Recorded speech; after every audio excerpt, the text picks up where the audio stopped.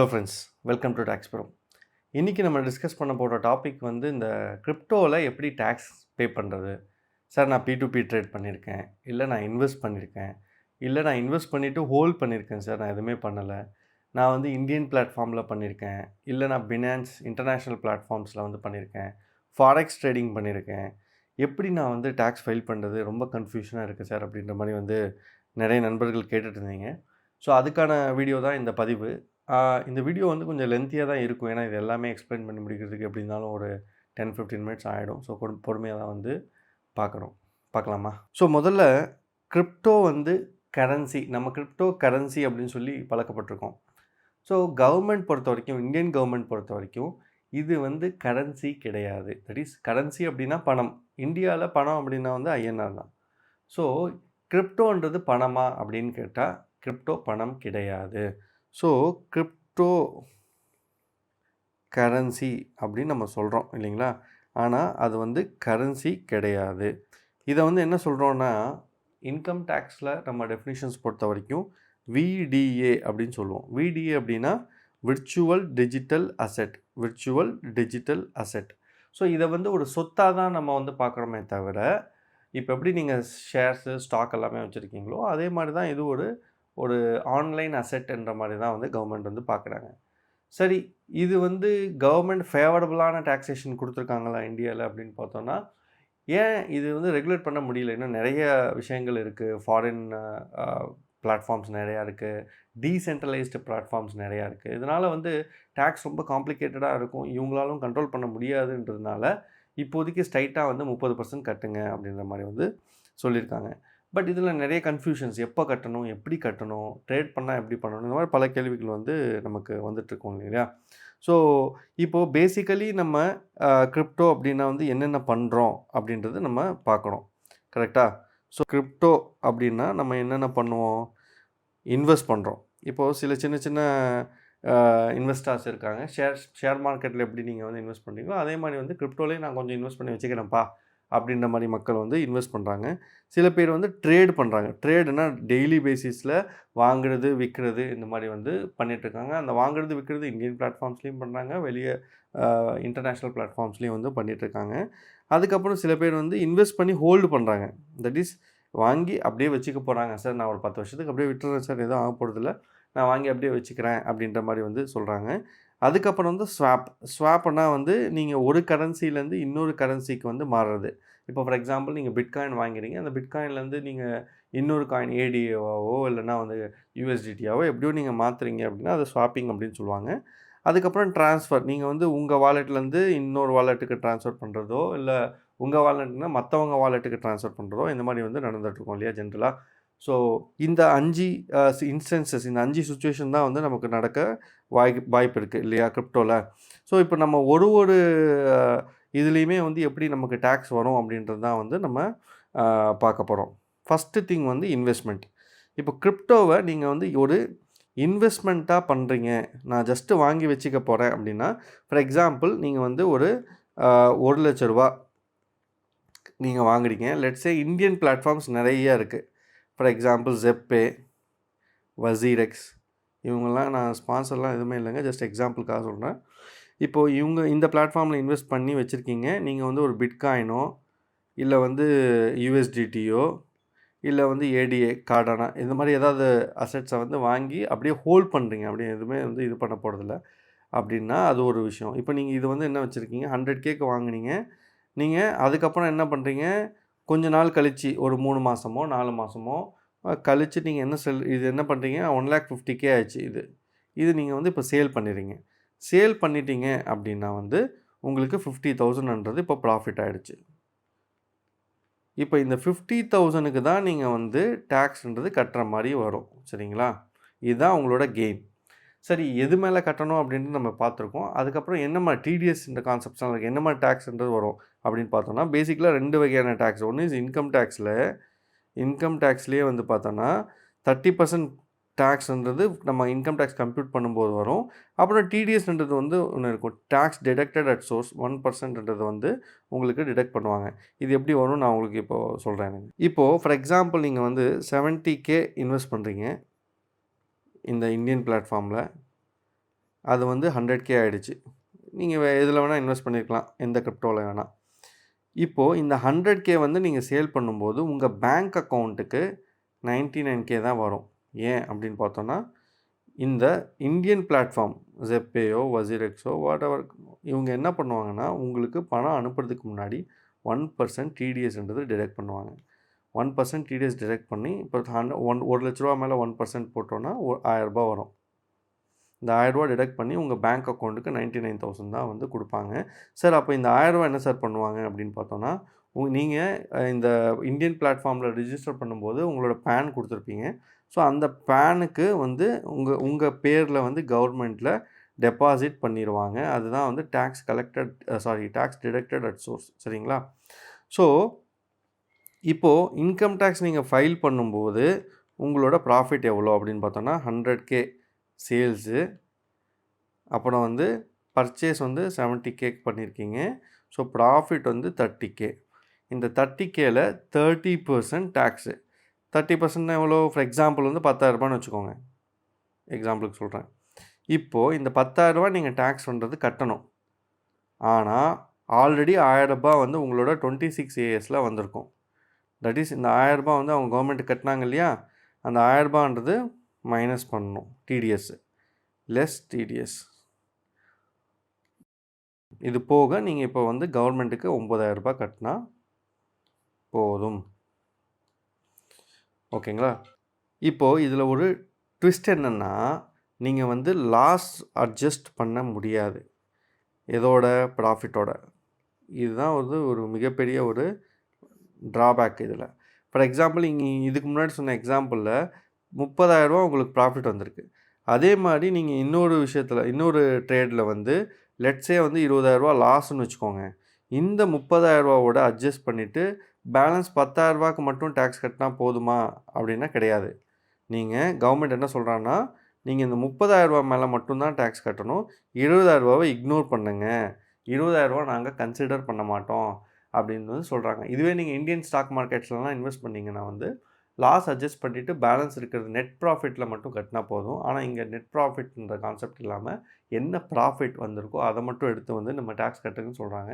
என்ன சார் இது அநியாயமாக தெரியலையா அப்படின்னு நீங்கள் கேட்கலாம். அநியாயம் தான். பட் கவர்மெண்ட் வந்து இதை வந்து ப்ரமோட் பண்ணக்கூடாதுன்ற ஒரு கண்ணோட்டத்தில் தான் வந்து இந்த மாதிரி அதிகமான டேக்ஸ் கட்ட வைக்கிறதுக்கான இது வந்து பண்ணுறாங்க. இல்லைனா எல்லாருமே லாஸ் டிக்ளேர் பண்ணிட்டு லாஸ் வந்து போயிடும். ஃபார் எக்ஸாம்பிள் நீங்கள் வந்து இந்த எக்ஸாம்பிளில் ₹20,000 மேலே கட்ட முடியாது. ₹30,000 மேலே 30% வந்து 10,000 வந்து கட்டுற மாதிரி வந்து வரும். ஸோ லாஸ் அட்ஜஸ்ட் பண்ண முடியாது. ஸோ இப்போ நம்ம இன்வெஸ்ட்மெண்ட்ஸில் எப்படி டேக்ஸ் கட்டணும்னு பார்த்தோம். இப்போ நெக்ஸ்ட்டு வந்து ஹோல்ட் பண்ணுறீங்க. தட் இஸ் நீங்கள் இன்வெஸ்ட் பண்ணிட்டீங்க. ஒரு ₹1,00,000 இன்வெஸ்ட் பண்ணீங்க. பிட்காயின் வாங்குனீங்க. ஆஸ் ஆஃப் 31 மார்ச் 24 அப்படியே நீங்கள் வந்து அது ₹1,50,000 ஆகிடுச்சு. இந்த ₹1,50,000 நீங்கள் எதுவுமே பண்ணல. விற்கவும் இல்லை, எந்த வாலெட்டுக்கும் ட்ரான்ஸ்ஃபர் பண்ணல. நீங்கள் எங்கே வாங்குனீங்களோ, எந்த பிளாட்ஃபார்மில் வாங்குனீங்களோ அதே பிளாட்ஃபார்மில் அப்படியே இருக்குது அப்படின்னா வந்து அது நம்ம அதுக்கான டாக்ஸேஷன் ஈவன் தோ உங்களுக்கு வந்து 50K இங்கே ப்ராஃபிட் இருந்தால் கூட நீங்கள் டேக்ஸ் கட்ட தேவையில்லை. ஏன்னா இது நீங்கள் உங்கள் பேங்க் அக்கௌண்ட்டுக்கு வரல. தட் இஸ் ரியலைஸ் ஆகலை. ஸோ இன்கம் டேக்ஸ் ஃபைல் பண்ணும்போது நான் இது வந்து 150K ஆயிடுச்சு சார், நான் எங்கேயாவது டிக்ளேர் பண்ணணுமா, அட்லீஸ்ட் அசெட் எங்கேயாவது காமிக்கணுமா அப்படின்னா காமிக்க தேவையில்லை. அன்லெஸ் உங்களோட டாக்ஸபிள் இன்கம் வந்து ₹50,00,000 மேலே இருக்குது அப்படின்னா மட்டும்தான். ஜென்ரலி ₹50,00,000 மேலே இருக்குது அப்படின்னா நம்ம எல்லாமே இந்த அசெட்ஸ் அண்ட் லைபிலிட்டிஸ் வந்து டிஸ்க்ளோஸ் பண்ணுவோம். அதில் வந்து இதை நம்ம வந்து டிஸ்க்ளோஸ் பண்ணுவோம். அதே மாதிரி ஃபாரின் அசெட்ஸ் அண்ட் லைபிலிட்டிஸ் எதாவது இருக்கான்ற மாதிரி டிஸ்க்ளோஸ் பண்ணுற மாதிரி வரும். அப்போவும் இந்த டீட்டெயில்ஸ் எல்லாமே நம்ம கொடுக்க வேண்டியதாக இருக்கும். அதே சின்னதாக நீங்கள் ஒரு 10,000 20,000 ₹5,00,000 தான் உங்களோட வருமானம் இருக்குது, 10,00,000 இந்த மாதிரி தான் இருக்குது அப்படின்னா டிக்ளேர் வந்து பண்ண தேவையில்லை. Only loss and profit, that is profit வந்தால் டேக்ஸ் மட்டும் கட்டுற மாதிரி வந்து இருக்கும். ஸோ ஹோல்ட் பண்ணிங்கன்னா எந்த வித டேக்ஸ் கிடையாது. இப்போ தான் நான் வந்து முக்கியமான ஒரு மேட்டருக்கு வந்து வரப்போகிறேன். That is call P2P. நிறைய பேர் ட்ரேடிங் வந்து பண்ணுறோம். ட்ரேடிங் எப்படி பண்ணுறோம்? இந்தியன் பிளாட்ஃபார்மில் நீங்கள் வாங்கி அதே பிளாட்ஃபார்மில் விற்கும்போது அவனே வந்து உங்களுக்கு டிடிஎஸ் பிடிச்சிடுறான். ஸோ உங்களுக்கு பிரச்சனை கிடையாது. வேறஸ் இப்போது நிறைய பேர் P2P peer to peer trading வந்து பண்ணுறாங்க. அப்படின்னா என்னது? இப்போ எக்ஸு வந்து ஒய் கிட்டேருந்து வாங்குவார். நடுவில் வந்து ஒரு பிளாட்ஃபார்ம் இருக்கும். அது வந்து பினான்ஸோ இல்லை வசீரக்ஸோ இல்லை ஜெப்பேயோ இந்த மாதிரிலாம் இருக்கும். இப்போது P2Pன்றது வந்து இது ஒரு மீடியேட்டர் மாதிரியே தவிர எக்ஸ் டைரெக்டாக ஒய் கிட்டேருந்து வாங்குற மாதிரி தான். அப்போது இங்கே என்ன ஆகும்னா டிடிஎஸ் நான் சொன்னேன் இல்லையா, டிடிஎஸ் வந்து டிடக்ட் பண்ணுறதுக்கான ரெஸ்பான்சிபிலிட்டி யாருக்கிட்ட இருக்குன்னா, யார் வந்து பணம் ஐஎன்ஆர் வந்து பே பண்ணுறாங்களோ அவங்க டிடக்ட் பண்ணுற மாதிரி இருக்கும். ஃபார் எக்ஸாம்பிள் இப்போ P2Pல நீங்கள் வந்து எக்ஸ் வந்து ஒய் கிட்டேருந்து $100 வந்து யூஎஸ்டிடி வாங்குறாரு. அதுக்கு லெட்ஸே எக்ஸ் வந்து ஒய்யோட பேங்க் அக்கௌண்ட்டுக்கு ₹10,000 அனுப்புகிறாருன்னு வச்சுக்கோங்க. ஆக்சுவலாக இந்த ₹10,000 1%, தட் இஸ் டிடக்ட் பண்ணிவிட்டு ₹100 டிடக்ட் பண்ணிவிட்டு தான் வந்து 9,900 வந்து ஒய்க்கு அனுப்பணும்.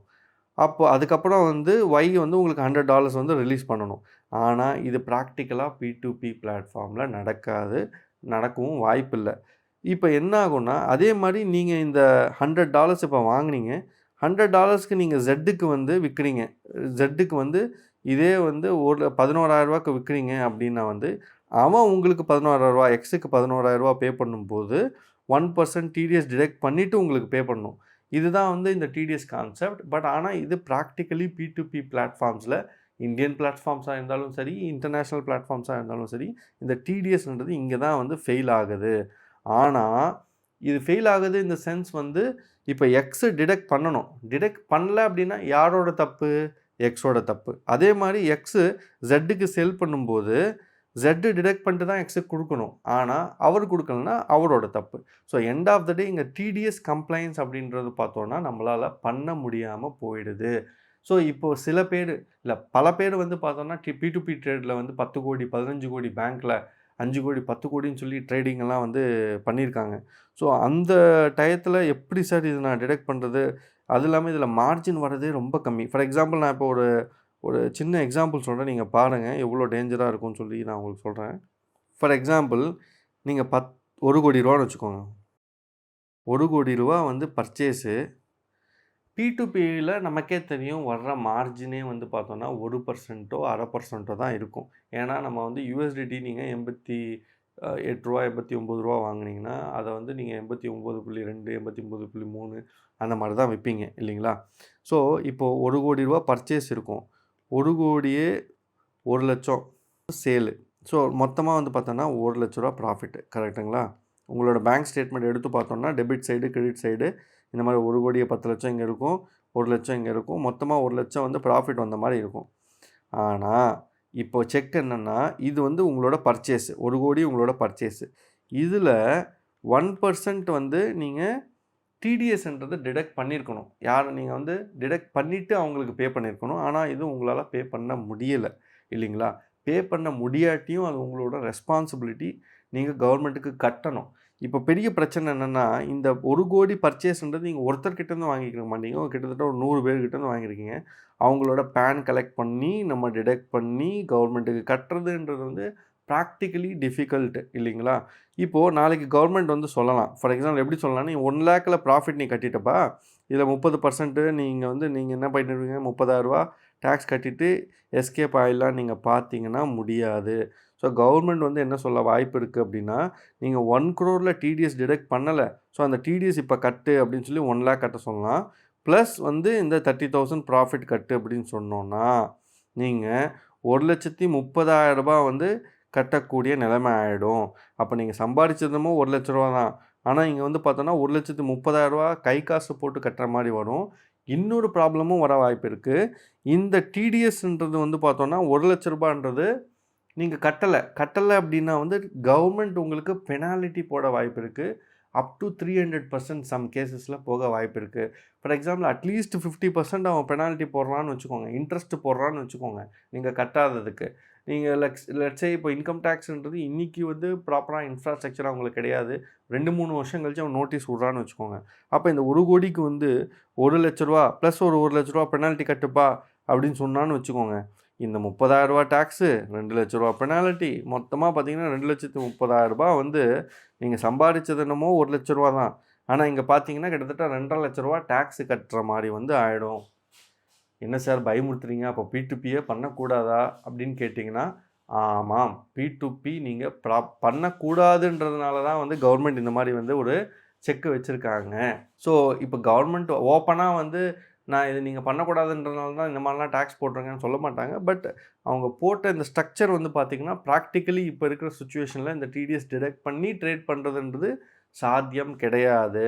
ஸோ நாளைக்கு ஏதாவது ப்ராப்ளம் வர வாய்ப்புகள் நிறையவே இருக்குது. ஸோ இப்போ நம்ம ட்ரேட் பண்ணோன்னா எப்படி டேக்ஸ் கட்டணும் அப்படின்றது நம்ம டிஸ்கஸ் பண்ணோம். இப்போ நம்ம பார்க்க போகிறது வந்து ஸ்வாப் பண்ணுறோம். ஸ்வாப் பண்ணுறோம் அப்படின்னா நீங்கள் எக்ஸு வந்து ₹1,00,000 வந்து ஃபஸ்ட் என்ன வாங்குறாரு, பிட்காயின் வாங்குறாரு. இது வந்து ஜான்வரியில் வாங்குறான்னு வச்சுக்கோங்க. அப்புறம் மார்ச்சில் என்ன பண்ணுறாரு, இந்த பிட்காயினை வந்து வேற ஒரு காயினாக மாற்றுறாரு, ஏடிஏவாக மாற்றுறாருன்னு வச்சுக்கோங்க. பிட்காயினாக வாங்கும்போது ₹1,00,000, பிட்காயின் நீங்கள் வந்து அப்போ அன்னைக்கு மார்ச் அன்னைக்கு வந்து ₹1,10,000 ஆயிடுச்சு. இப்போ இந்த ₹1,10,000க்கு நீங்கள் வந்து ஏடிஏ வாங்குறீங்க அப்படின்னா இந்த ₹10,000 இருக்கு இல்லைங்களா, அது ப்ராஃபிட்டாக கன்சிடர் பண்ணி அதுக்கு 30% டேக்ஸ் கட்டணும். ஓகேங்களா?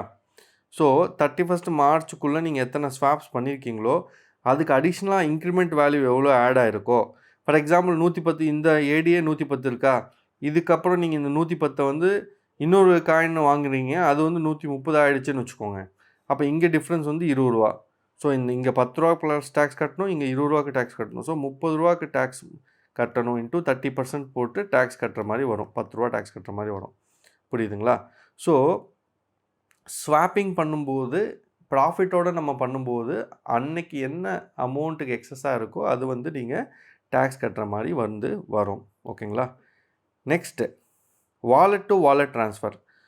வாலெட் டு வாலெட் ட்ரான்ஸ்ஃபர் அப்படின்னா வந்து நீங்கள் உங்கள் வாலெட்லேருந்து உங்கள் வாலெட்டுக்கு, ஃபார் எக்ஸாம்பிள் நீங்கள் வந்து பினான்ஸ்லேருந்து ட்ரஸ்ட்டு வாலெட்டுக்கு ட்ரான்ஸ்ஃபர் பண்ணுறீங்க. இதுவும் உங்கள் வாலெட் தான், இதுவும் உங்கள் வாலெட்டு தான் அப்படின்னா டேக்ஸ் எதுவும் கிடையாது. அதுவே நீங்கள் வந்து உங்களோட பினான்ஸ் வாலெட்லேருந்து இன்னொரு தேர்ட் பார்ட்டி வாலெட், இன்னொருத்தரோட ட்ரஸ்ட் வாலெட்டுக்கோ இல்லை அவங்களோட வேறு ஏதாவது வாலெட்டுக்கோ நீங்கள் ட்ரான்ஸ்ஃபர் பண்ணுறீங்க அப்படின்னா இது வந்து ஒரு வகையான சேல் மாதிரி தான் கன்சிடர் பண்ணுவாங்க. அதுக்கு டேக்ஸ் கட்டுற மாதிரி வரும். ஃபார் எக்ஸாம்பிள் வந்து நீங்கள் ₹1,00,000 வாங்கியிருக்கீங்க, நீங்கள் இன்னொருத்தருக்கு ட்ரான்ஸ்ஃபர் பண்ணும்போது அது ₹1,10,000 அதோட வேல்யூ இருக்குது அப்படின்னா இந்த ₹10,000க்கு வந்து டேக்ஸ்க்கு வந்து கட்டுற மாதிரி வந்து வந்துடும். ₹10,000க்கு டேக்ஸ் கட்டணும். ₹10,000 உங்கள் ப்ராஃபிட்டாக கன்சிடர் பண்ணி இது மேலே வந்து 30%ன்றது டேக்ஸ் வந்துடும். ஸோ ஸ்வாப் பண்ணாலும் வந்து டேக்ஸ் வந்து வர வாய்ப்பு இருக்குது. Wallet to third party wallet transfer பண்ணால் டேக்ஸ் வர வாய்ப்பு இருக்குது. வாலெட் டு வாலெட் ட்ரான்ஸ்ஃபர் உங்களோட வாலெட்டே ட்ரான்ஸ்ஃபர் பண்ணால் வந்து வர வாய்ப்பு இல்லை. இப்போது ஒரு கேள்வி கேட்கலாம், சார் இதெல்லாம் எங்கே சார் நான் ரெக்கார்டு வச்சுக்கிறேன், நான் வந்து பினான்ஸில் பண்ணுறேன் இல்லை வாலெட்டில் பண்ணுறேன், நான் ரெக்கார்டெல்லாம் எதுவுமே இல்லை சார், பேங்க் ஸ்டேட்மெண்ட்டில் மட்டும்தான் வந்து நிறைய ட்ரான்சாக்ஷன்ஸ் வந்திருக்கும், இதெல்லாம் எங்கேருந்து வந்திருக்குன்றது ட்ரேஸ் பண்ணுறது ரொம்ப கஷ்டம் சார் அப்படின்னு சொன்னீங்கன்னா அது ஒன்றுமே பண்ண முடியாது. உங்களோட தலையெழுத்து. நீங்கள் வந்து பண்ண ட்ரான்சாக்ஷனுக்கு நீங்கள் தான் எக்ஸ்ப்ளனேஷன் கொடுக்கணும், நீங்கள் தான் வந்து ரெக்கார்ட் மெயின்டைன் பண்ணணும் அப்படின்ற மாதிரி கவர்மெண்ட் எக்ஸ்பெக்ட் பண்ணுவாங்க. நாளைக்கு போயிட்டு சார் எனக்கு தெரியாமல் பண்ணிட்டேன் சார், ₹10 கோடி ட்ரேட் பண்ணியிருக்கேன், ஆனால் இதுக்கான டாக்குமெண்டேஷன் எதுவுமே நான் மெயின்டைன் பண்ணலை அப்படின்னு நீங்கள் சொன்னீங்கன்னா அன்னைக்கு வந்து கவர்மெண்ட் உங்களை தான் வந்து தப்பு சொல்லும். நீங்கள் அதிகமாக டேக்ஸ் கட்ட வேண்டிய ஆகும், இல்லை பெனால்ட்டிஸோ இந்த மாதிரி ஃபேஸ் பண்ண வேண்டியதாக இருக்கும். இன்கேஸ் நாளைக்கு கவர்மெண்ட் வந்துட்டு நிறைய ப்ராப்ளம்ஸ் இதே மாதிரி இருக்குன்னா ஏதாவது வேவர் மாதிரி கொடுத்து இனிமேல் பண்ணாதீங்கப்பா அப்படின்னு சொல்ல வாய்ப்பு இருக்குது. அது வரும் வராது, பாசிட்டிவாக வருமானன்றது தெரியல.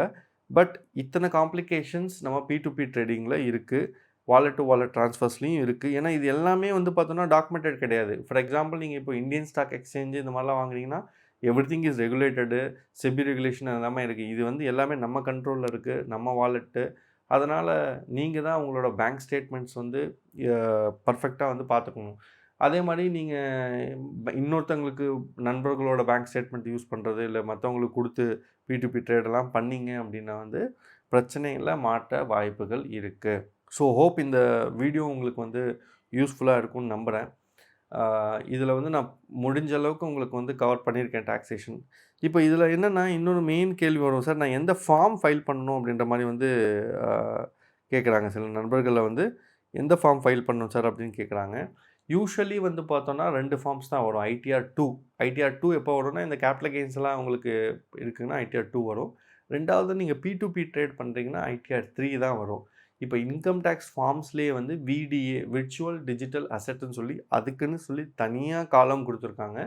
அதில் தான் வந்து நம்ம போயிட்டு டிக்ளேர் பண்ணுற மாதிரி இருக்கும். இந்த அப்டேட் உங்களுக்கு பிடிச்சதுன்னா எங்களோட வீடியோஸ் வந்து லைக் பண்ணுங்கள், ஷேர் பண்ணுங்கள்.